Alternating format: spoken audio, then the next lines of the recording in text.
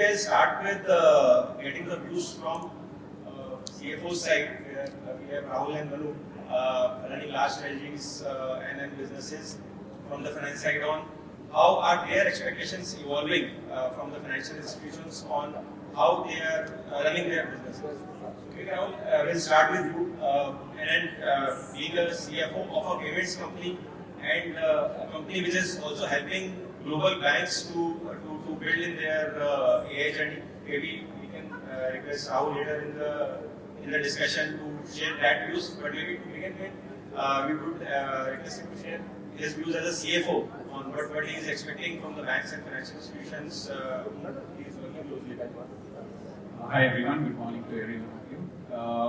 From an AI perspective, if I have to look at it, our adoption journey started 2 years back.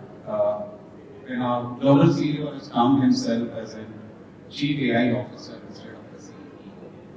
And what has happened after that in terms of the company is every processes which we are doing it, we look at it from an AI adoption perspective.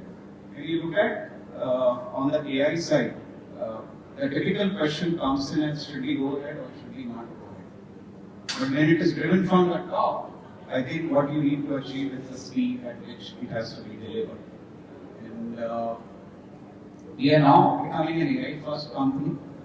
We work with a lot of global banks where we are helping them in terms of their AI journey.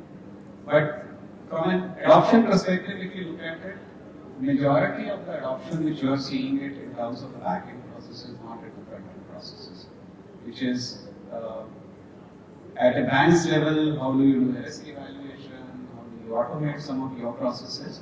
I think those cases are pretty dominant, but when it comes to a treasury, can I execute my transaction or approval, those workflows are still left to come. This is going to take a lot of time for us to have. I think in the previous panel they were also talking that do we build a trust on doing a transaction? Because one of the key aspects for us to look at it is we don't have that much of trust in terms of online transactions. Still a lot of people are yet to come to an online transaction.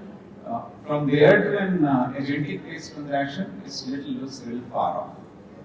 But our journey, most of our financial processes are being automated. What we have done is, the first thing which we picked up is, we are in 50 geographies, 1,000 plus companies. The consolidation takes a huge amount of time. We had a 45-member team, which has now come to 15-member team because of the agentic AI model which we have implemented on top of our SAP. So I think that's where our adoption is as far as AI is concerned.